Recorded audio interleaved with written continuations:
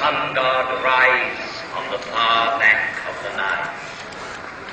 His first ray is for my face, which is turned towards him. And for 5,000 years I have seen all the suns men can remember come up in the sky. I saw the history of Egypt in its first glow, as tomorrow I shall see the east burning with a new flame. I am the faithful warden at the foot of his Lord. This is the tomb of Cheops, pharaoh of the 4th dynasty, 4,500 years ago.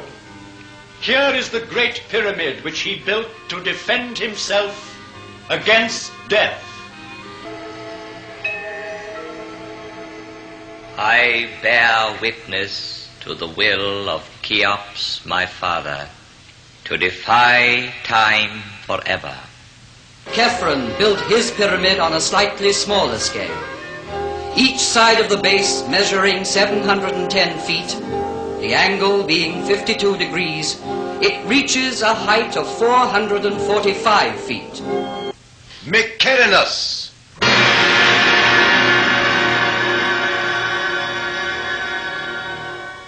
A third monumental tomb was soon to complete this immense funeral site of Giza and make it one of the wonders of the world. In front of such superhuman effort, can one believe in the legend of the whip?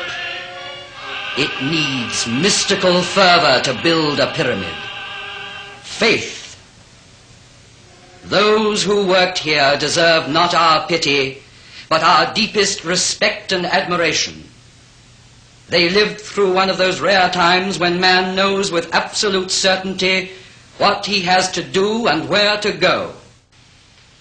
I saw Antony and Cleopatra pass. Alexander, Caesar, and Napoleon paused at my feet.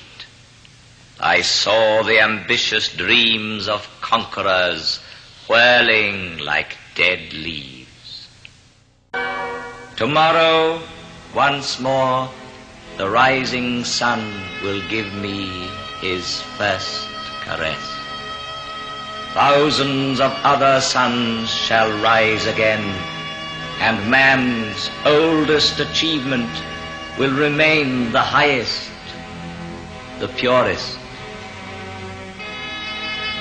The Nile be praised, for it is the father of all our harvests, all our knowledge, all our architecture, all our strength.